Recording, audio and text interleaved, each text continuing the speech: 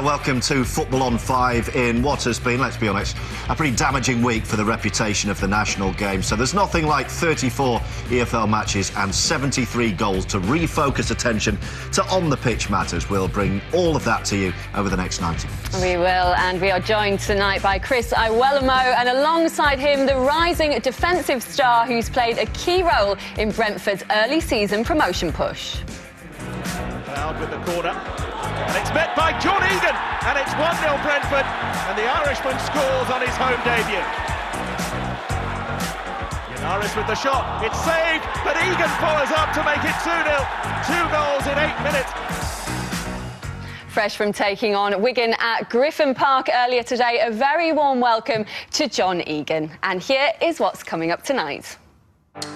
6 games without a win has seen Rotherham hit rock bottom.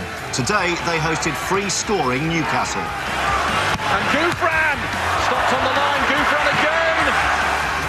Wolves are a work in progress under Walter Zenga. They face Norwich, still licking their wounds from a bruising night on the Toon. And David Wagner's top dogs, the Terriers, were looking to maintain their hold on pole position away at Ipswich.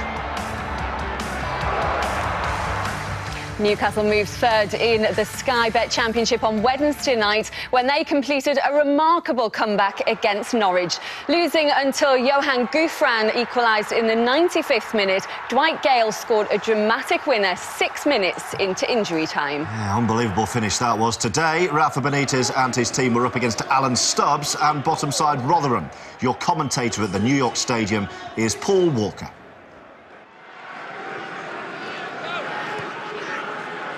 Back. Now Lascelles. Shelvey.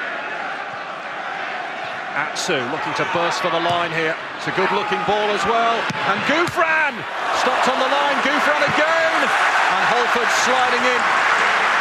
Not over yet though. Dummett steers in the cross. And now Shelvey hammers it over the top. Well, that is a let-off for Rotherham. Nobody picked up Johan Gouffran. The shot stopped on the line, and then eventually Holford slid in. And it comes back in, and Shelvey can't keep the shot down. And Rotherham have got themselves a throw down at the other end.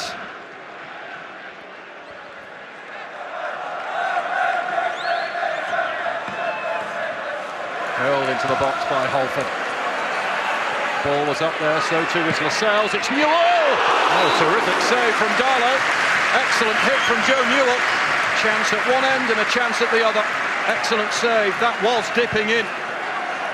Just the kind of start that his team were hoping for.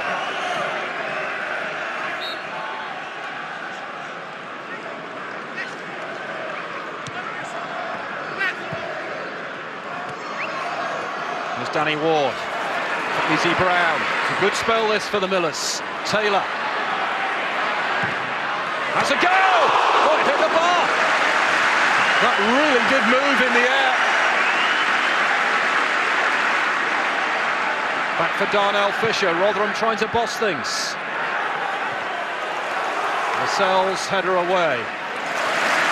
And Izzy Brown nods away from Atsu.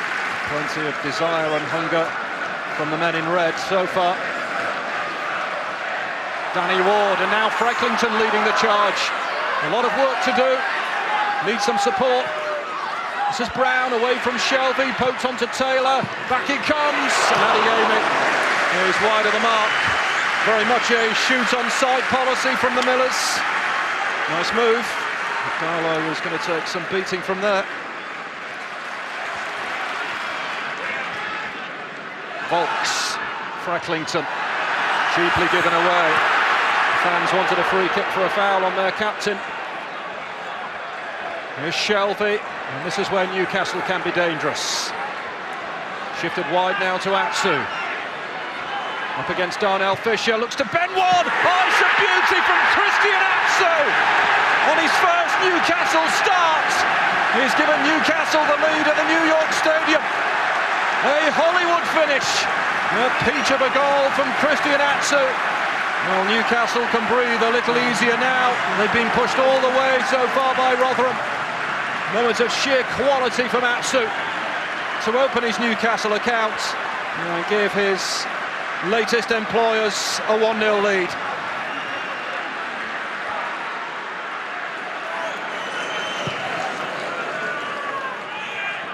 Ward the target here. Another excellent header won by Jamal Lascelles. Dwight Gale. Modi Ame sliding a terrific ball through for Atsu. Christian Atsu! Bringing out the best of Lee Camp. Almost doubled his tally there. A terrific save from Rotherham's goalkeeper. Keeps the Championship's bottom club in with a shout. Did everything right, Atsu. It's an excellent save from Lee Camp. This is Dwight Gale, Diame. Gale once more. Anita onto the loose ball and sprinting past Fry. Pull back in, Diame! How on earth has that deflected wide? But somebody put their body on the line in a red shirt to deny Mo Diame a goal. He needs his team to dig deep now, Alan Stubbs. Here's Diame for Newcastle. Gouffran. Dummett goes surging on the overlap. Pulled infield instead for Shelby. Will strike from range and push round the corner by Lee Camp. Another tester for the goalkeeper.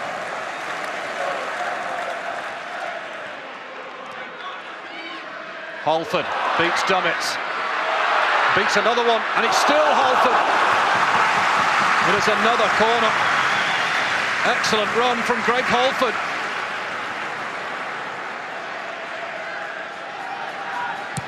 Brown sends it in. Oh, it's off the post! Almost an own goal. And it's not over yet. Another corner, but Newcastle living dangerously there. It's Gouffran who hits his own post. Swung wildly at the ball. Well, the Millers fans perhaps sensing their team can get an equaliser. Halford back across goal. Volks' header stopped on the line by Kieran Clark. Well, they're hanging on a bit here.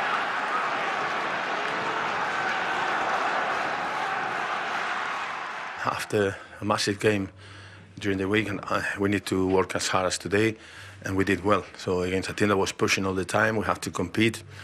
We had some chances, they were pushing, so it was tough, it was difficult, but the players, they did really well. You know, our performances, certainly of the last few games, have certainly not warranted the team that is in the position that we're in.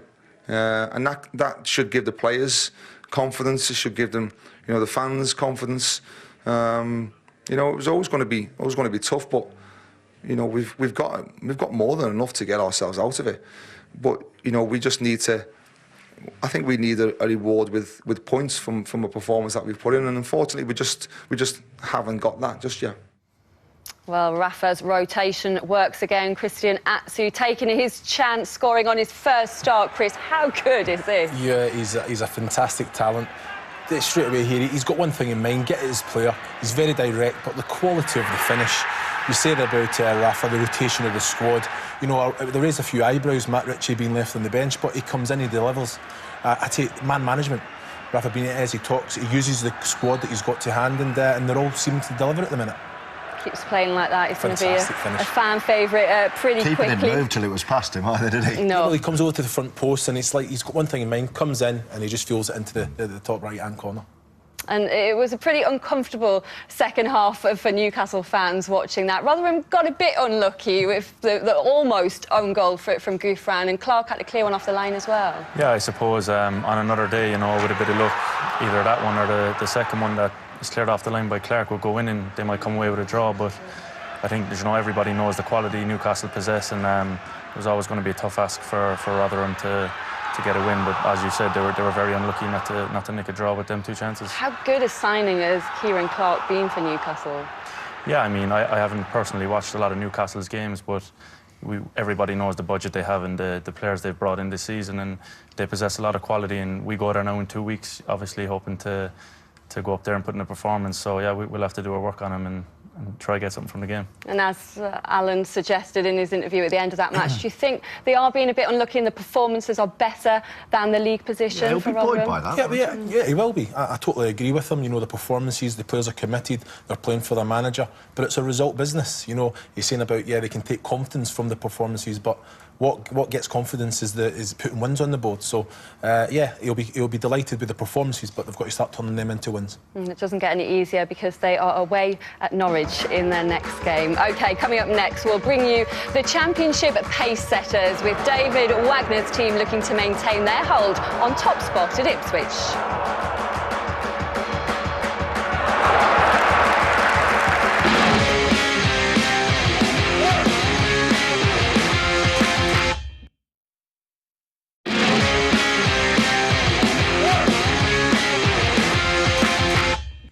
Welcome back to Football on 5. Our next Sky Bet Championship action features more promotion contenders, or relegation candidates, if you listen to our Chris. Huddersfield Town still defying the odds and sitting top at the start of the day. And today they travel to Ipswich, who were without a win or a goal in their last 3 matches. It's 20 years since Huddersfield last won at Portman Road, but they must have suspected that 1 goal would do the trick this time. So creating 2 chances at once was a clever trick. After Elias Kachunga hit the post, Naki Wells couldn't beat Bartosz Białkowski.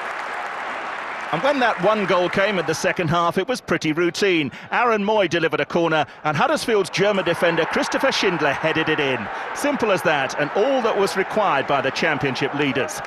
Just 4 goals in the last 10 league games and 3 wins all season for Ipswich. When Freddie Sears gave Danny Ward some catching practice, the home fans responded with cheers of the distinctly ironic variety. I'm very proud about this performance today, because today there were we've asked ourselves for other attitudes today, more the attitudes without the ball. Rather than the attitudes with the ball, and this was very important to be successful today. Brighton needed no reminding of their Hillsborough hoodoo after losing 4 players injured in the first hour there during May's playoff semi-finals. Jamie Murphy clipped the post as Chris Hughton's men looked for a measure of revenge and more points to fuel this season's promotion push. A fine pass from Lewis Dunk releasing Sam Baldock to score his first league goal of the campaign. Brighton had never won away at Sheffield Wednesday, but there was another sign the club's 18th visit might finally break the jinx when Fernando Forestieri was caught in possession. And Glenn Murray finished superbly, only to be denied by an offside flag. Forestieri, of course, is far more comfortable around the opposition's box, finding Adam Reach, who gave David Stockdale a scare. Albion's keeper grateful Gaetan Bong blocked out Jack Hunt, with the ref showing no interest in the handball appeals. And there was another escape in the second half when Tom Lees got the better of Bruno, but not Oliver Norwood on the line. Wednesday pushing hard for an equaliser, but they made the mistake of taking their eyes off of one of their most dangerous opponents. Nobody picking up number 11, Anthony Knockaert, who used Bong's cross to spoil substitute keeper Cameron Dawson's debut. He'd replaced the injured Kieran Westwood at half-time. With just 10 minutes to go, Ross Wallace tried to kick-start what now looked an unlikely comeback. Stockdale equal to that, intent on extending Brighton's run of clean sheets in the league to a 5th successive match. That they didn't was the only blight on an historic afternoon for Albion, as Wednesday finally found a way through that resolute defence with virtually the last kick. Gary Hooper's goal, ultimately nothing more than a footnote to that first ever Hillsborough success that Brighton had been trying for since 1914. Away wins then for 2 promotion contenders today. Which one of these impressed you most, Chris? 2 massive results for Huddersfield and Brighton there. I've got to say, I think Huddersfield pip it for me. As I say, I led the championship with Wolves from the first week in September until we were promoted as champions, and the demands on the squad when you're leading the pack, people chasing, you know, and they've got character. They've had 2 defeats and they've bounced straight back with wins, that shows that the squad are united together. And David Wagner, they're talking about without the ball, how hard they're working. He put the demands on the players and they're delivering.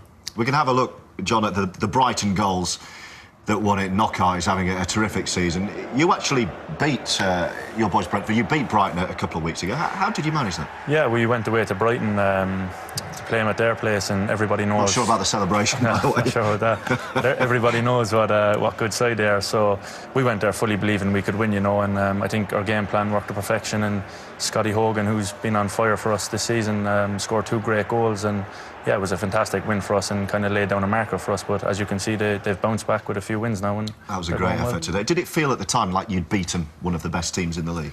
Yeah, definitely. I think we fully deserved it, in my opinion. We played some great stuff that day, and it just shows the quality in our side as well. And you know, to go to a place like Brighton and win 2-0 is a tough place to go. And you know, we went there and did it, so it kind of laid down a marker for us. Terrific win for them today, and for Huddersfield as well. There were reports, by the way, this week that Aston Villa manager Roberto Di Matteo might have had 2 games to save his job. Yeah, conceding a 90th minute equaliser at Barnsley in midweek didn't help his chances, and today they were on their travels again, looking for just their 2nd win of the season at Preston.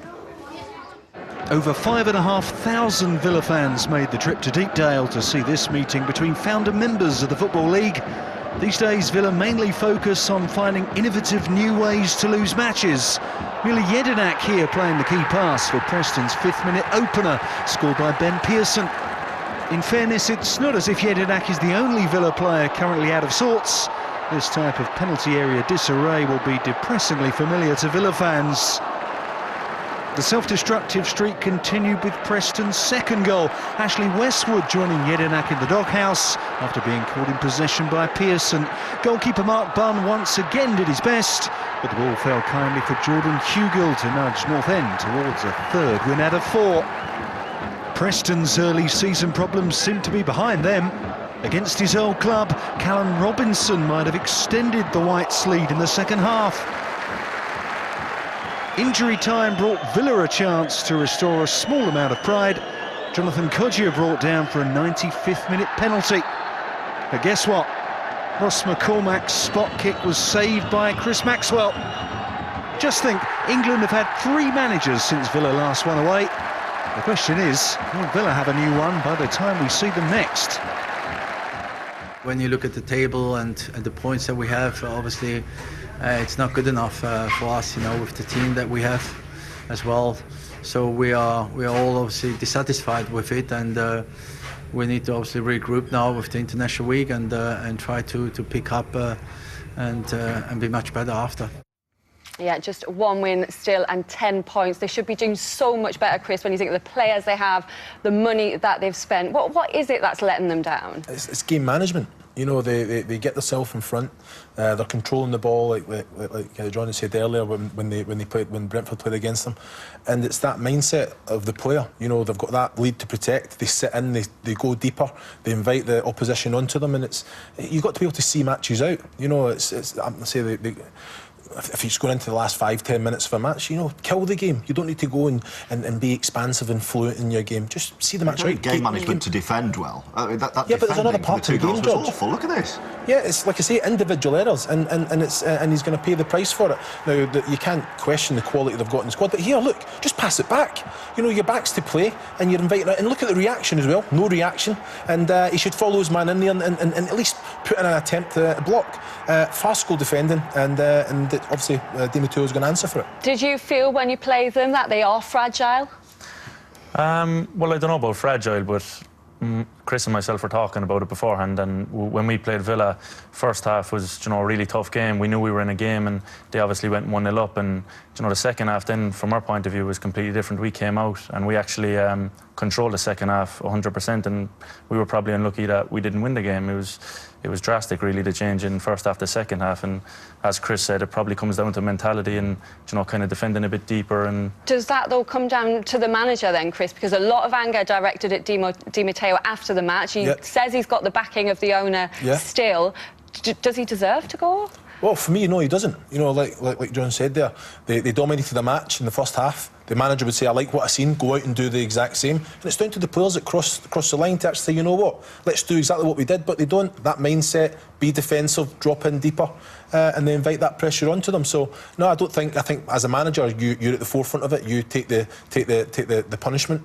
But like you say, the players have got to step up as well sometimes. Right, more action on the way. Stay with us. We're going to go to Molineux next, where Norwich were looking to make something other than a fashion statement as they played Wolves.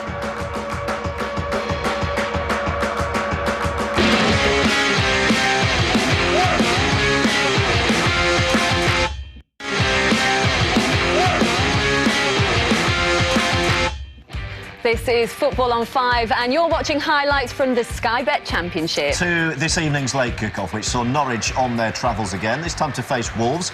A win would take them back above Newcastle and into second place behind Huddersfield. Commentary comes from Don Goodman and first Daniel Mann. Norwich have slipped down to 5th place after a typically dramatic day in the Championship, having been just seconds away from topping it in midweek, but they will leapfrog Newcastle back into 2nd place with a victory here tonight. It's a word they don't really associate with this place, it must be said. Only one win at Molineux in half a century of trying. And towards Cameron Jerome, who's fighting for it. Well, he's done more than that. He's got the opening goal. A lightning start from Norwich. The man who has made Wolves suffer so often is at it again. That is a poor goal from a Wolves perspective, and it's a gift, really.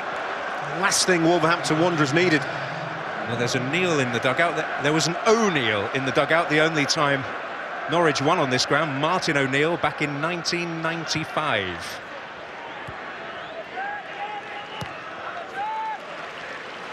And Helder Costa got a touch. Olsen desperate to win the race, but he can't win the war. It's Costa now for Wolves. Chance on. The chance not quite taken. Look at the determination from Helder Costa. Not only wins the battle there, but it's a decent effort. Just doesn't quite get enough curl on the ball. And there is Jeff Shee, the man in charge, with the former owner Steve Morgan there as well. Jerome. Tetty. Oh, pulls it back for Houlihan, and he's got so much time, and Murphy is denied by Hakimi, but Wolves really let off the hook there. Big moment, brilliant work and cut back, but look at the space. He's got time to take a touch. That would rarely happen. Very, very unselfish.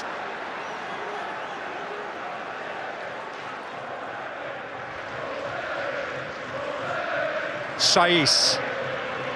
Doherty.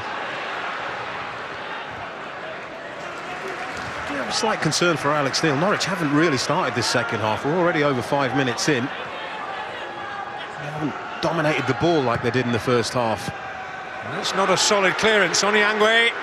Chance on here. Oh, taking his time. But in the end, not finding the finish, Teixeira. Well, there was a real opportunity there for him. Overcomplicated. Big chance, best chance Wolves have had all game.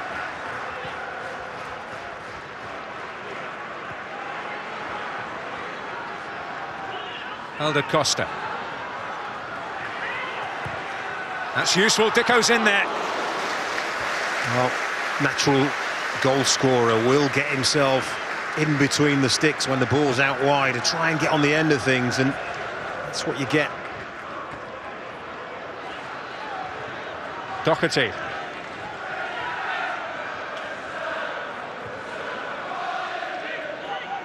Saiss again. Oh, and Edwards has sprung the trap here. Cavallero! Must be for Dicko! Oh, and McGovern. Well, he wants handball there. Cavallero's in there. Well, touch let him down. It's been a while. Yeah, it's what a shame. All these months, but that was the chance he was waiting for. And let's give Michael McGovern in the goal credit. He did get off his line. Cody. Towards Helder Costa. Oh, and he'll get there. Well, he maybe didn't expect it to come his way, but it did. Well, by far and away the best 3 or 4 minutes of the entire game from Wolves. Discussion there with Andrea Butti, a major part of the Wolves hierarchy. Swapped Monte Carlo for Wolverhampton. Was working for Monaco before pitching up in the English Midlands.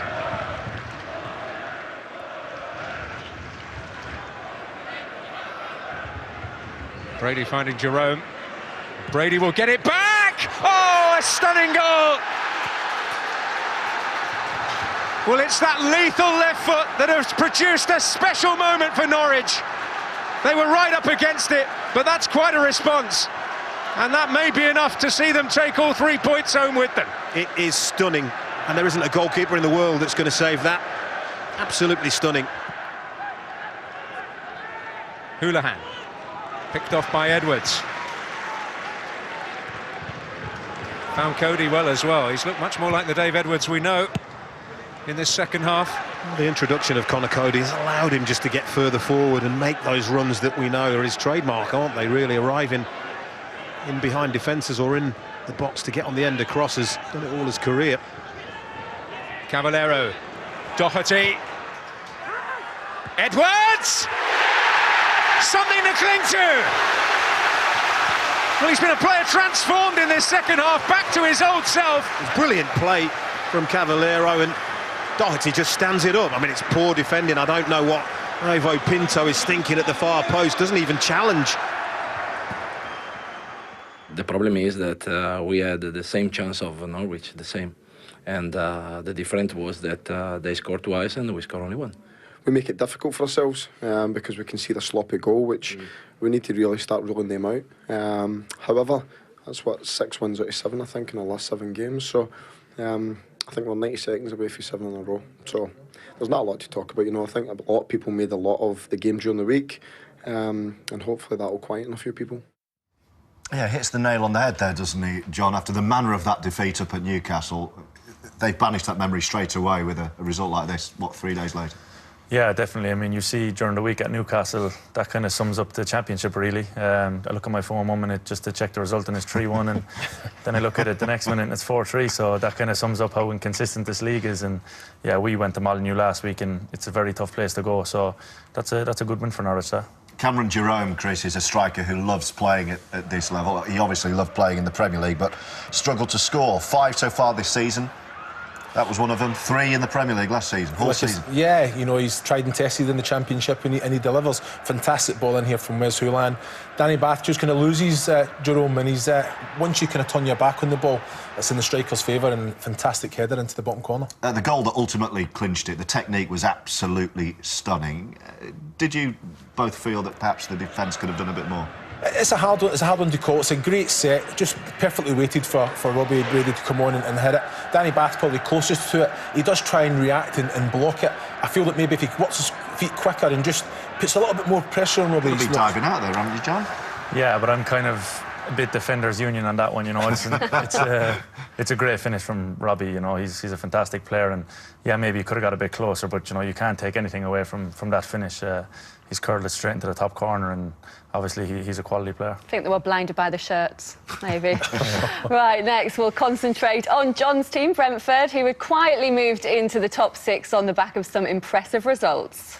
Yeah, Dean Smith's side have been excellent, actually, at home, winning 4, drawing 1. They've been defensively sound, conceding just twice. The goals, both home and away, have come from the star man, Scott Hogan, with 7. John, by the way, is the second top scorer with 3 so far, and the average age of the starting lineup is only 23, the youngest in the division. Well, today, they had Wigan in their sights. Brentford had scored 9 goals in their previous 2 home games, so it was a surprise to see them labour against the Latics. Wigan haven't won in London since lifting the FA Cup, but Max Power might have put them ahead. Our guest tonight, Mr. Egan, came close to marking his football on 5 debut with a goal. Stephen Warnock on the line, stealing his thunder. Wigan beat Wolves in the week, climbing off the bottom of the table in the process. This was another encouraging display. Nick Powell, another of theirs to go close. For Brentford, the overriding emotion was one of frustration. They couldn't quite apply the finishing touch. Romain Sawyers spurning the Bees' best chance. The heavens opened at Griffin Park, but there was to be no deluge of goals. Adam Lafondra denied by Harley Dean's challenge.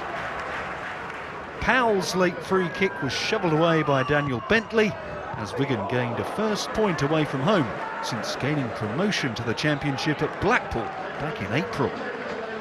Well, the Bees having to settle for a point. John, you've chipped in with some great goals this season. Didn't quite happen for you today, though. No, I think Chris might have been proud of that one if it went in, but no, it wasn't to be today. But Again, probably today we, as the commentator there said, we came away a bit frustrated that we didn't win the game. Wigan came down, they gave us a good game, credit to them. But we'd obviously believe we can win every game, especially at home. You grabbed yourself a yellow card, though, so you didn't go away with nothing. Yeah. So if you look at it like that, yeah, I suppose yellow cards, I thought you were going to let me get away with that one. Confidence must be high, though, amongst the players. What's being said from Dean Smith and the players? Are you talking about promotion? Basically, every footballer is ambitious, and I think we've a really ambitious group of lads, and we aim for the top. Every player wants to play in the Premier League, and why can't we go on and have a really good season? So obviously we take it day by day and we take it every game as it comes, but when I came in the summer I was really upbeat about the quality in the squad. I didn't quite realise how good the squad was. We've 22 players who are all really good and pushing each other every day in training, and obviously it's improving me every day as a player, and everybody else is improving as a player too. And other players who joined, all performing, stepping up, players moving from League One but performing in the Championship. And as George said earlier, such a young squad as well. You fielded the 5 youngest starting 11s in the league this season. Why is this recruitment policy working so well at Brentford? I don't know, I think every player that comes in is kind of the same mentality. I think mentality is a lot to play in football, and Dan and Romain have obviously come in and played every game as well, making a step up. But you were just hoping to get in the team, and look what you've done. Yeah, I mean, obviously, I couldn't have imagined my first few games going as well as they could, obviously scoring a couple of goals and that, but I obviously have the belief in myself, and everybody else in the squad has the belief in themselves that, we're a good team, and people might look at us as little old Brentford sometimes, but, we don't see that as the case at all. St James's Park next. How do you fancy your chances in that one? Yeah, obviously we believe we can win every game, and I know you won't be too happy if we get the win, so yeah, hopefully we'll go up there and we'll put in a good performance. Chris, have you been surprised by Brentford and how well they're doing this season? Not at all. Like you say, I'm speaking to John, it's a great group. They've got the qualities there. Very young, and sometimes that's a great thing. They come in, they go into these games, no fear. They go out there, and obviously managers let them go out and express themselves, and they're getting the results. Right, 2 more matches for you now, starting with the early kick-off. This was in the West London derby between Fulham and QPR. Yeah, a difficult week for Rangers saw Jimmy Floyd Hasselbank deny any wrongdoing after being caught up in the Daily Telegraph investigation into alleged corruption in English football. In the week that investigation cost Sam Allardyce the England job, Fulham harked back to happier times for the national team, honouring club legend and World Cup winner George Cohen, looking far more at home than Michael Jackson ever did. The two teams served up an action-packed affair to mark the occasion. Off-camera, QPR's Stephen Corker, the latest to fall foul of the crackdown on grappling at corners. Ragnar Sigurdsson fouled. Tom Kearney stepped up to do the honours. Alex Smithies ended up claiming the plaudits instead, and Rangers built on their escape when Pavel Scholek teed up Connor Washington for the moment their fans have waited more than 8 months to see. The first league goal Washington scored in his 23 championship outings for the club. The excitement of the travelling fans was dampened down straight after the break by a player who'd have been delighted with a goal drought like Washington's. Tim Ream's first goal in English football, not far off 5 years in the making. Fulham were lifted. Shoni Aluko soon on the charge, with a cross Matt Smith used to tee up Scott Parker. Corker had the angles covered, fortunately for QPR, who just 3 minutes from the end seized the initiative. From the home side's perspective, it was all too easy for sub Idrissa Silla to put their West London rivals in a winning position. That prompted a stirring response. Spanish midfielder Hothabed hit the crossbar before an even more important contribution, caught by Nedamanua's high foot a full 4 minutes past the regular 90. With Kearney off the field by now, it was Aluko against Smithies this time, sending the keeper the wrong way, but unable to hit the target. Fulham undoubtedly deserved more, but Rangers had somehow secured their 3rd away win of the season at the end of what Hasselbank called a very difficult few days. The 2 other championship clubs caught up in this week's allegations met at Elland Road, and Kyle Bartley's near-post finish separated 2 below par Yorkshire rivals at half-time. The sacking of assistant manager Tommy Wright for allegedly accepting £5,000 as part of the Telegraph's investigation had clearly taken its toll on Barnsley. 10 minutes into the second half, Pablo Hernandez superbly swept Leeds towards a 5th win in 6 games. The only blot on their landscape is this week's allegations that owner Massimo Cellino told an undercover reporter how to get round the FA's rules on transfers. The Italian has dismissed the story rather more emphatically than the team dealt with the setback of Charlie Taylor's own goal with 20 minutes left. They might have restored their 2-goal advantage, but substitute Marcus Antonsen couldn't beat Adam Davis. And after that, Barnsley had chances to avoid a third defeat in 4 games. The best of those fell eventually to Conor Hourihane, whose shot was beaten away by Bartley. And two teams who shared the wrong kind of headlines this week now find themselves divided by just goal difference in the table. It was a derby game. It's never going to be easy. They were never going to lie down, and we had to withstand a few bits in the last 10-15 minutes, but all in all I thought our performance deserved the 3 points. A real purple patch for the Whites. Gary Monk going a lot better now at Elland Road. 5 wins in 6. Fulham, Chris, when you're awarded 2 penalties and you come away with nothing and you miss them both, is that bad luck or is that reason for concern? That's football. No, it's a penalty. It's a that was skill. Another one for and I'm for surprised. The Fashionable Grappling Award. Fantastic save, very well struck penalty from Tom Kearney. This one, he puts his head down, and looking at it a couple of times, I think the referee's got it right. At first I never thought it was a penalty because he's put his head down to the ball, but again, look over there, he's done everything right.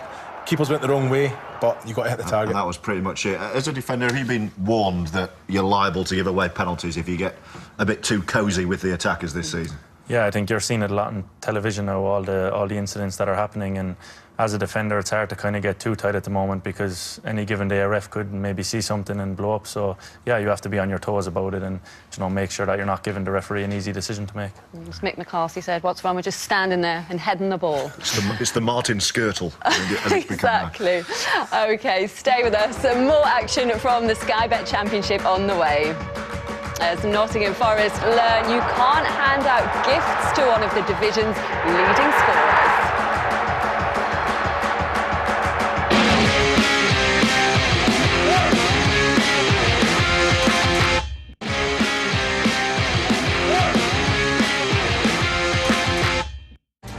The FIA World Rally Championship roars back to life this weekend on the stunning island of Corsica. We could see Sébastien Ogier secure his 4th successive title if things go his way on home soil. Highlights from the Tour de Corse are on Channel 5 on Monday at 7 p.m. Yeah, looking forward to that. For the time being, you're watching highlights from the Sky Bet Championship here on Football on 5. 4 more games to come, starting with Derby County and their trip to Reading. The Rams manager Nigel Pearson was still absent after being suspended on Tuesday following a disagreement with owner and chairman Mel Morris. Yeah, Chris Powell was still in temporary charge, and after doubling Derby's win tally to 2 with victory in Cardiff on Tuesday, he was hoping for more of the same at the Medeski. After the chaotic scenes that delivered a much-needed victory in midweek, Chris Powell must have fancied his chances of further success after 4 whole days to prepare. But Jan Kermorgant hinted that Derby hadn't turned the corner just yet. And in first-half stoppage time, Reading really should have led. Kermorgant again, but Scott Carson stood firm. And Powell's claims on a more permanent position were improved by a former Reading player just past the hour. Matty Vidra dramatically improving Cyrus Christie's rather poor free kick. And the Czech should have brought County's highly eventful week to a very happy end. From Akechi Anya's cross, Vidra's header halted by a flying Ali Al-Habsi. And in the last minute, Derby delivered a reminder of the defensive frailties that contributed to Nigel Pearson's problems. Roy Berran's corner not remotely dealt with before George Evans thumped in his first goal for the club. Yapstam's side still unbeaten at home this season. Chris Powell unbeaten away this week as Derby's caretaker. We still have a manager. And I've been part of that management team, and at this present time I've taken the last 2 games, and I've got to say our supporters have been excellent, the players have been magnificent, and staff, they've all rallied round because we knew we've got to get our season going. Blackburn are one of the sides that prompted Derby's latest managerial upheaval. Birmingham and Shay Adams were keen to make sure there was no repeat of the win Rovers managed at the iPro in their last away game. But they were guilty more than once of failing to take their chances. Stephen Gleeson knew he might have made more of Jacques Magoma's cross. And this was the moment Rowett highlighted as crucial to the course of the game. The acrobatics from Adam Legzdins, which prevented Marvin Emnes from giving Blackburn a lead to defend. Instead, the home side gained the advantage when Gleeson was presented with another pass to run onto. David Cotterill's ball in, easier to control, and met with a far more composed finish. Birmingham were well placed to improve an unbeaten run that included 3 draws in the previous 4 matches. Cotterill, who'd taken some flack in the most recent against Preston, couldn't have gone closer to making the point safe before Lukas Jutkovic tested Jason Steele. The final effort from Jonathan Spector wasn't really worth the wait, but Blues were happy enough anyway with a scoreline that returned them to the top 6. 6 games without victory in League and Cup. The chances of a Forest win at Ashton Gate always looked slim. The odds improved markedly when Henry Lansbury headed down for Apostolos Velios, who scored his 4th league goal in 6 games. But Forest haven't kept a clean sheet in 14. Lansbury undid his good work with this gift of a back pass, and to Tammy Abraham of all people. Nobody was injured in these celebrations. Forest's confidence took a bashing though. They conceded again moments later. Their former winger Jamie Patterson concluding what Philippe Montagnier called a mad 5 minutes. That was wishful thinking. In fact, it was only 3. The Robins were on their way to a 3rd league win in a row. Bobby Reid came close to clinching it. But 2-1 was enough. On a substitute, Nicholas Bentner was close to levelling. But Bristol City hung on for a comeback win that Lee Johnson described as miraculous. The pressure's building on Cardiff boss Paul Trollope, firmly in the hot seat after this disappointing display at Burton. The home side were on their way to winning this first ever league meeting between the 2 teams on 12 minutes. Jackson Irvine's 5th of the season, too easy. The ailing Bluebirds beat Rotherham last week, but haven't been able to build on that, losing to Derby in midweek and looking pretty toothless in this encounter too, barely mustering a shot worthy of the name in the first half. And when Lucas Akins powered in a header 4 minutes after the break to extend Burton's lead, Cardiff fans knew the game was up, taunting Trollope with chance of a sacking coming in the morning. A rare clean sheet in the league for the Brewers. As for Cardiff, 2nd bottom and 2nd best here. There's much to ponder in South Wales as the international break looms. The games are ticking away, and we need to work hard to get out of it. We're confident of doing it.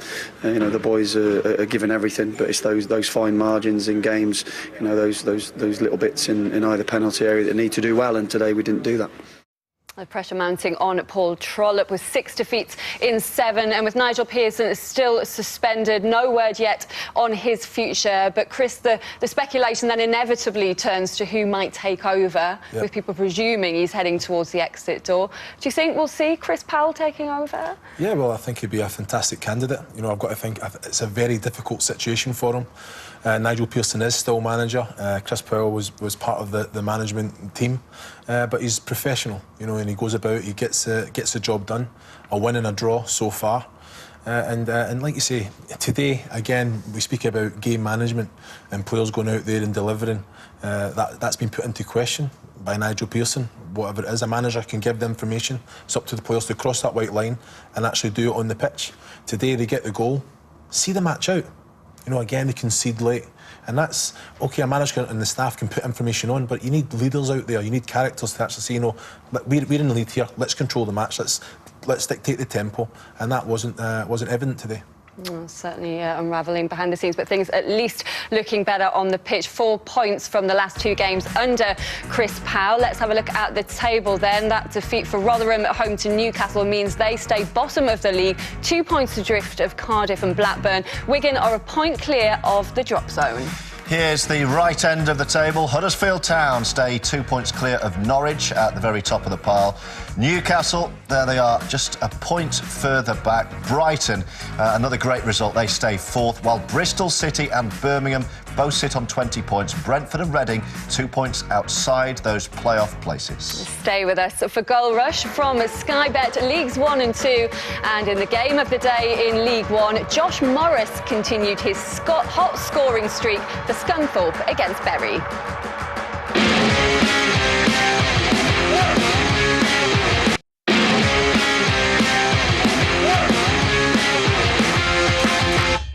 Hello Hello there, welcome to Goal Rush on Football on 5. We're going to start in Sky Bet League One with the game of the day, actually, at the very top of the division. Bury had won 5 in a row to move second in the league behind leader Scunthorpe, who arrived at Gig Lane unbeaten in their last 5. Both these sides had convincing away wins midweek, and Bury were clearly keen to keep that going on their return to Gig Lane. Tom Pope could only hit the bar from Neil Dan's cross. Scunthorpe, meanwhile, have been doing what they haven't managed in the last couple of seasons, getting their campaign off to a decent start, and Scott Wiseman opened his account for the Iron to put the league leaders ahead. Bury enjoyed a 100% record through September. They were level just before the hour when Zeli Ismail's cross was turned in by Tom Sawes for his first of the season. Josh Morris's 10 league goals have not only helped Scunthorpe to top spot, he's the highest scorer in the English leagues. His 11th would grace any division. It ended Bury's run of 6 straight wins. The winning goal was world class, and it was fitting to win any game of football, and rightly so. Josh has got it because he's been outstanding this season. He's a dream on the pitch and he's a dream off the pitch, so to score a goal like that is fitting for how he's playing at the moment. Well, let's straight away have another look at it. Scuddy march on, Chris. They've got a player who cannot stop scoring goals. Yeah, and like you say, they are away from the pitch as well. What a strike that is. Great quality. He's flying high. What, 11 goals is that? In 11 and 11. He's got more goals himself than Bolton this season. It says a lot. A manager that believes in you and drives them on, gives them that information, but he's an absolute pleasure to work with here. So 11 in 11 league games. It was 11 in 107. Prior to that, what does it feel like when you're on a goal-scoring run? Well, I'm at the other end of the pitch. I'm trying to keep him out, but yeah, I mean, 11 goals in 11 games is incredible, and he's not even a striker. So I'd say he's feeling confident, and he's going to shoot from places like that whenever he gets a chance. And yeah, you know, he's on fire at the moment. It's been nice for the strikers, though, having a midfielder chipping in score like that. If he's scoring every exactly. game. Right, after a 10-match winless start to the league season, Tony Mowbray resigned as manager of Coventry. This was on Thursday. He said he was no longer able to take the club forward. Yeah, technical director Mark Venus was in charge today as the Sky Blues travelled to 5th place Port Vale, who had won all 5 of their home games.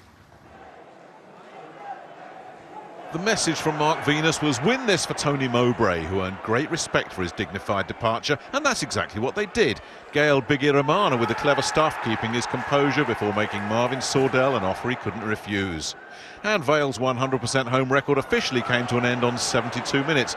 Chris McCann with his first goal for the Sky Blues, confirming his team's first win of the campaign. Coventry off the bottom, but there's still a long road ahead. Chaotic, to be honest, if that's the right word, over the last couple of weeks, and I think everyone should just enjoy it and then go back to work on Monday and work really hard again. Bradford's unbeaten start to the season hasn't exactly been heavy on goals. Frenchman Timothy Dieng hasn't scored for them yet in the league, but he's getting closer. And certainly closer than any Chesterfield player got to Billy Clark, all on his own for his 4th of the season. He's Bradford's top scorer, and that was enough to seal their 3rd successive 1-0 win at the Pro Act. They don't concede many either, and Colin Doyle's save from Christian Dennis showed one reason why. Bristol Rovers suffered their first defeat in 7 league games in midweek at Bramall Lane, and they started on the front foot at Sixfields.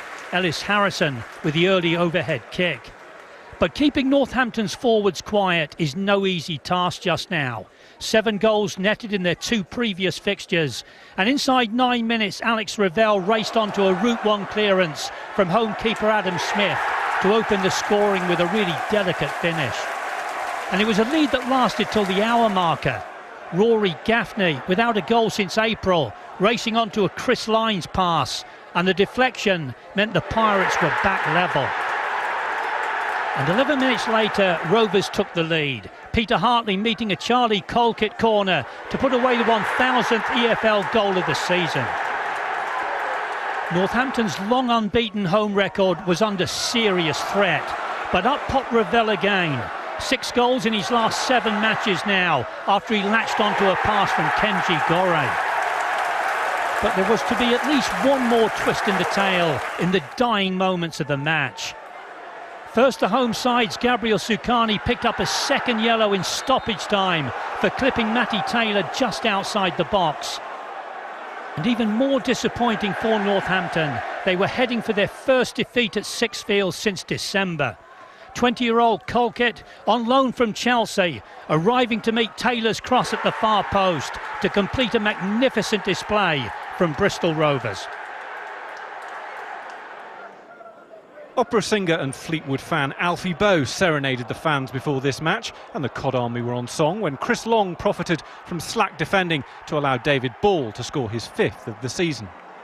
Sheffield United's indifferent start to their campaign has given way to 5 wins from 6, but Jack O'Connell's header couldn't draw them level here.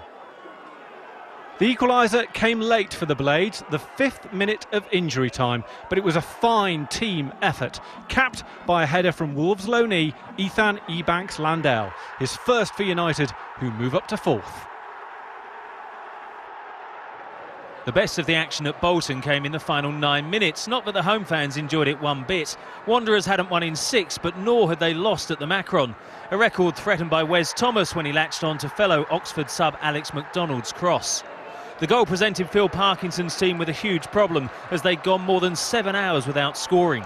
Their fate confirmed in stoppage time when Kane Hemmings forced a good save from Mark Howard, who recovered quickly but couldn't stop Chris Maguire from sealing Oxford's first away league win of the season.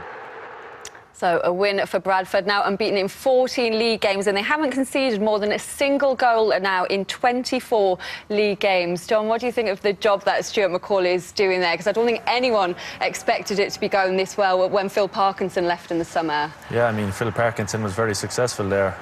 They had a great season last year, getting to the playoffs, and I mean, as you said there, they don't concede a lot of goals, and they must be doing some serious defensive work on the training pitch, and it's obviously it's coming off for them, and they're still unbeaten in the league, which is also very good after this amount of games. And Chris, you played with Billy Clark. That's 4 goals now. You only scored 4 last season. What does that say as well? Like I say, man management again. Stuart McCauley's came in. He's seen the quality that the squad has. Doesn't need to tinker with it too much. But the way they're playing some fluent, expansive game, and it's attracted to the eye. And like you say, if you're tight at the back and you've got the players that can get you that odd goal, you win games. Good times for the Bantams at the moment. Now, far be it for us to say that your old club Gillingham are missing you, John, but they started the day with the 2nd worst defensive record in the league, with 19 goals conceded in 10 games. Despite that, though, they were only 2 points off the playoff positions when they travelled to Wimbledon. Good news for Wimbledon fans this week as they moved a step closer to building a new stadium at Plough Lane. Dominic Polion's enjoying the current home, where he's now scored 5 this season as he struts his stuff in Surrey. Polion may be enjoying it, but his side have only won once at home in the league. Referee Darren England spotted what our camera missed, Josh Pask's foul on Paul Robinson. Dean Parrott had his first goal for the club with the last kick before the break. Gillingham's promising start to the season has stuttered to 1 win in 5. And they weren't helped when Rory Donnelly was sent off for this abusive gesture towards the home fans. He did the same to the referee as he left the field, but the Dons pulled clear of the danger zone. Frustration for the Shrimpers, who remain at the wrong end of the table following 2 drop points at home to Peterborough. Evidence that it wasn't going to be their day came when Stephen McLaughlin's looping header beat the keeper, but not the crossbar. Southend had a chance to break the deadlock when they were awarded a penalty. Marcus Maddison, the villain, handling Ben Coker's cross. Southend's Anthony Wordsworth had scored a penalty in midweek, but Peterborough keeper Luke McGee had saved one in midweek too, and it was McGee who won this duel. Wordsworth the guilty party there, but with 12 minutes left he was able to atone for his miss, and there wasn't much McGee or any other keeper for that matter could have done about it. That wasn't the end of the drama though, as in stoppage time Maddison, the man who'd given away the penalty, was able to set the record straight. A terrific finish on the balance of play, 1-1, probably a fair result. MK Dons haven't won a league game at home since back in March, but on the road they're as good as anyone in League One. And 9 minutes before the break, Ben Reeves, their inspirational midfielder, fired one under the body of Oldham keeper Connor Ripley. Dons boss Carl Robinson complained that Lady Luck had deserted them after the Bury defeat in midweek, but maybe luck evens itself out after all. Peter Clark rattling the bar for Oldham 2 minutes into the second half. It proved a crucial moment as well, because Kieran Egan, without a goal since he fired 2 against Millwall back in August, was on hand to double the Dons' lead 7 minutes later. He nearly doubled his money as well late on, as Oldham dropped to the bottom of League One. Now this is what you call an ambitious effort. Millwall's Sean Williams channeling David Beckham here, and agonisingly close to success.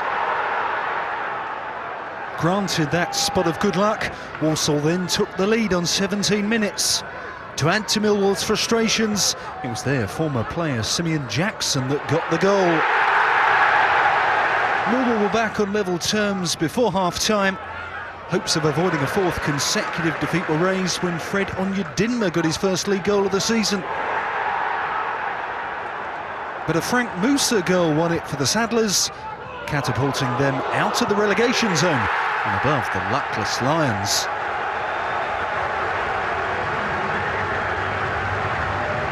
Two teams heading in opposite directions met in South London, where the Addicts are now winless in 7 league games. In contrast, Rochdale are red hot, 4 League One wins in a row secured by this Calvin Andrew effort on 25 minutes. Charlton had a great chance to get themselves back into things early in the second half when Joe Bunny brought down a surging Ricky Holmes for a penalty. Johnny Jackson's effort was saved by Josh Lillis, who made his own luck as he got a finger to the rebound from Josh McGuinness too. Charlton's slump is worrying their fans. Rochdale, meanwhile, are surging. Swindon may have finished last season in their lowest league position in 4 years, but they did complete the double over Shrewsbury, and inside 9 minutes John Goddard put them in front at Greenhouse Meadow, his first career goal. The home fans, who were urged in midweek to get behind the players by manager Mickey Mellon, needed to see a response, and just before the break they got one. Ivan Toney taking his chance superbly. In order to find a winner, you sensed they needed to keep their composure. But late in the game, midfielder Gary Deegan was shown his second yellow card, and Shrewsbury remain inside the bottom 4 after failing to win now in their last 5 home games. Oldham are now bottom of League One. Coventry's first win of the season sees them move off the foot of the league, while Shrewsbury and now Southend complete the relegation places. At the top, Scunthorpe are now 3 points clear. Bradford move second. Bury are a point further back in third. And Sheffield United, Northampton and Port Vale occupy the remaining playoff spots. Quick words on your old mate, Rory Donnelly. A strange sending off. Shall we say he waved to the fans without using all of his fingers? Was that out of character for him? You know him well. Yeah, that's massively out of character for Rory. He's a quiet lad, really good guy off the pitch and that, and you know he'll feel a bit kind of let down by himself today. So what got into him? Oh, he's obviously just seen a bit of red mist. You know, that's football. You know, when you see red mist, you know sometimes you can't control your emotions, and obviously he's seen a bit of red mist, and it's not like Rory at all. I'm very surprised at that, but you know, hopefully he can learn from it now. OK, stay with us for all the League Two action. That's coming up next, including another stunner from the man conducting his very own Goal of the Month competition at Hartlepool.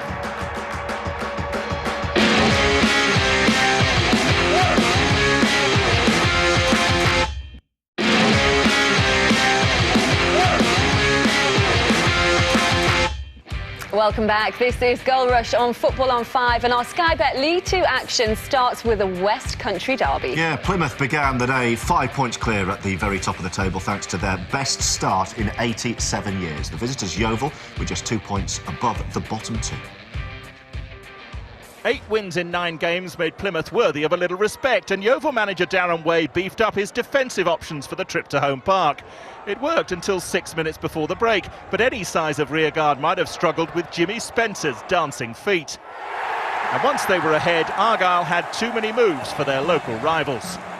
Just 4 minutes later, they led by 2. Jake Jervis couldn't quite match Spencer's footwork, and his 4th goal of the season owed a lot to Alex Lacey's deflection.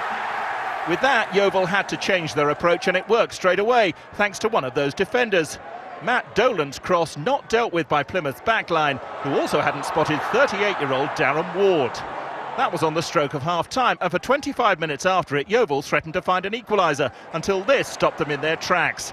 Graham Carey's chip had power and placement, and Plymouth had another 3 points. With that, Yeovil accepted their fate, but conceding a fourth was rather harsh on them. Craig Tanner unselfishly teeing up a second of the game for Jervis. Heady days in Devon. Cheltenham boss Gary Johnson signed his opposite number Nathan Jones when he was at Yeovil. Asa Hall also having a reunion with his former teammates. His shot was saved here. Luton have only failed to score once this season, and they found the net with their first shot on target. A fine individual effort from the man in the mask, Danny Hilton, on his return from suspension. These two sides began the day at opposite ends of the table. Cheltenham, without a win in 5, earned a deserved point when Daniel O'Shaughnessy equalised to lift the Robins out of the danger zone. Fourth against third at Fratton Park, same points, same goal difference. It looked likely to be tight, but John Marquis changed that just 7 minutes in. The Doncaster strikers' 6th goal of the season a shock for Portsmouth, who'd not lost on their own patch, winning all 4 home games since an opening day draw. And there was worse to come, with Andy Butler's flick finding Andy Williams to double their opponent's advantage. The highest scorers in League Two were living up to their reputation before a defensive mistake at the other end put Pompey back in the match. Gareth Evans' cross appeared to be going nowhere before Rovers' Jordan Houghton hooked it back into danger. Carl Baker punished the mistake. Portsmouth manager Paul Cook found his team deserved some reward for their display after the early setbacks, but Baker's second half effort didn't quite creep under the crossbar. And when he popped up a tempting cross for Gary Roberts towards the end, Butler's backheel goal line clearance saved the day for Donny in some style. After dropping 5 points in their last 2 games, Rovers are back on track. Notts County's fixture against Morecambe lasted just 10 minutes before a huge storm waterlogged the playing surface. Soon it became clear that the pitch was unplayable, and the referee Dean Whitestone, after consulting the 2 managers, was left with little choice but to abandon the match. Then all about Padraig Armand in Grimsby. His 30 goals last season helped the Mariners back into the league. Unfortunately for his old team, Armand now plays for Hartlepool, but he still knows how to find the back of the net at his old stamping ground. A couple of goals in the first half from the Irishman. The first a simple tap-in, and frankly the second didn't require too much effort either. Left all on his own in the penalty area with inevitable consequences. Grimsby should have known better. The home side had their moments, but found Pool's keeper Trevor Carson in inspired form. This full-blooded effort from Danny Andrew deserved better. And if that save was good, well, what about this double effort in the second half? Hartlepool at full stretch, Luke Summerfield first to be denied, with the rebound falling to Sean Tooten, Carson repelling all efforts.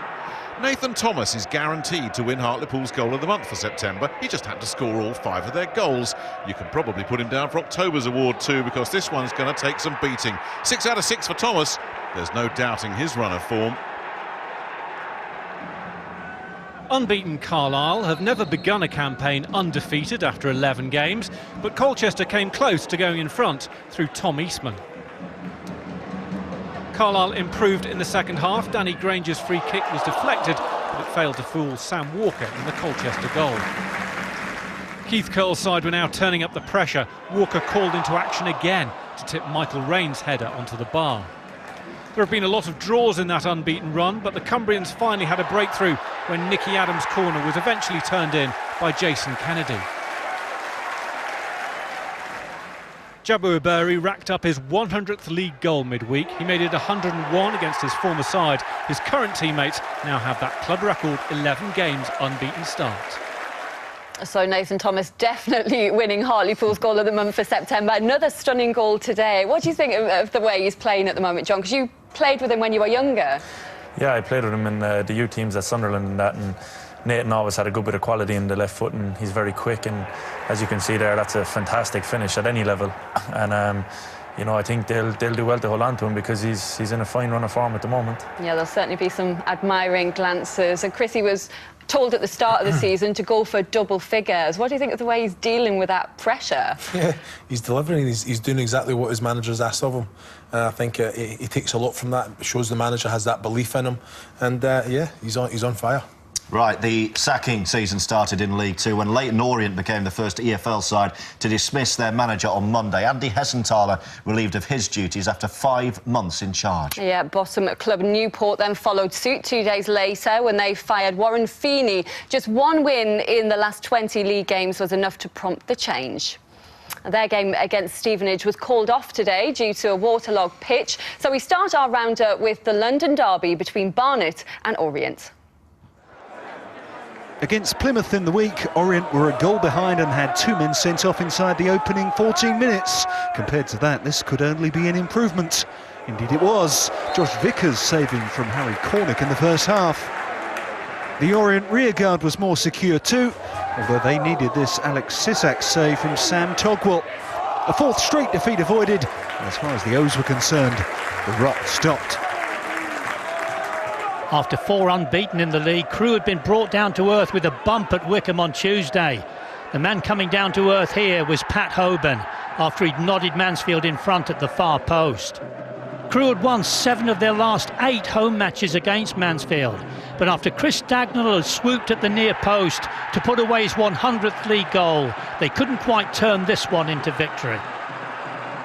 Plenty of clever flourishes in this one, as evidenced by Billy Clifford, but goalkeepers were on top as Blackpool made the long trip to Sussex. Dean Linus here foiling Crawley's Adi Yusuf on loan from Mansfield. The Seasiders would have taken the lead in the second half too, but for a brilliant save from Crawley's Glenn Morris. Armand Nanyule with a superb strike and a save to match it from Morris. The only goal came on 69 minutes. Linus beaten by Irish defender Mark Connolly, whose name doesn't crop up on the score sheet very often. The win propels Crawley from mid-table into a playoff spot. A midweek win over Yeovil had lifted Cambridge off the foot of the table. They were ahead when Piero Mingoya, against his former teammates, sent over a free kick for Leon Legg to head in. Stanley were unbeaten in the league in September, and they fought back early in the second half as Billy Key scored his 5th of the season. And Key was involved again as they pushed for the lead. His pass followed up with a powerful strike from Romy Boko. Cambridge were looking for their 3rd win on the bounce when fine work from Uche Ikpeazu found Mingoya to put them ahead with a superb volley. Now, a Cambridge director called in the bomb squad this week when someone left a suitcase in his car by mistake. And we were in for an explosive finish here as Legg brought down Terry Gornell in the 90th minute. Legg was sent off, but Chris Eagles saw his penalty saved by Will Norris. Amazingly, that wasn't it, as from the resulting throw-in, Matty Pearson's header was handled on the line by Brad Halliday. Cambridge were down to 9 men. Stanley had another penalty. This time Gornell, but Norris again saved, and within a week of being bottom, Cambridge are 1 win from mid-table. Exeter may be the only EFL side who've yet to pick up a point on their own turf, but their away form has been pretty good, and they took the fight to Wickham at Adams Park. The home side relieved that the pressure came to nothing. But later in the half, it was the chair boys who were asking the questions. The Grecians keeper Bobby Olejnik having to be very strong inside his own 6-yard box. But with just 5 minutes remaining after Anthony Stewart played the ball from deep into the Exeter penalty area, Olejnik was powerless to keep out Adi Akinfenwa's deflected shot, and Wickham had a 3rd straight home league victory. We are just about out of time, but I want to see that ridiculous finish again. Cambridge-Accrington. All this, Chris, after 90 minutes. It's unbelievable, yeah. I think this one, the referee's got it spot on. Legg. Leon Legg off for conceding the last pen. man, yeah, 2nd yellow, wasn't it? Chris Eagle says, yeah, I fancy being a match winner. Here we go. Yeah, and you know, Will Norris, he was... That was 2 the man of the day. Fan, yeah. Chris Eagle doesn't miss many. Just communication here, isn't it? Just the keeper there, Will Norris is there, but puts the hand up. That was Brad Halliday punching off the line, so another opportunity to save it. Straight at the keeper. That was Gornell. Will Norris saves again. Yeah, he was outstanding. fantastic finish, but the keeper gets the points for Cambridge. Just imagine if you left that game early. That was absolutely ridiculous. Yeah, what a finish. Toast of Cambridge tonight, that's for sure. OK, let's have a look at the League Two table then. Exeter's defeat to Wycombe means they join Newport, whose match was called off today, in the bottom two. Cheltenham are above the drop zone on goal difference. At the top of the table, Plymouth stay 5 points clear at the league summit. Doncaster are up to second, a point clear of unbeaten Carlisle. Luton, Crawley, Portsmouth and Notts County complete that top 7. Well, that's it from us tonight. Our thanks go to Chris, and best wishes for the rest of the season go to John. Great to have you here. Thanks very much. Yeah, nice to see you, John. Right, we're going to leave you with the goals of the day in the EFL, where it was a case of never mind the quantity, just feel the quality. Goodbye. Bye.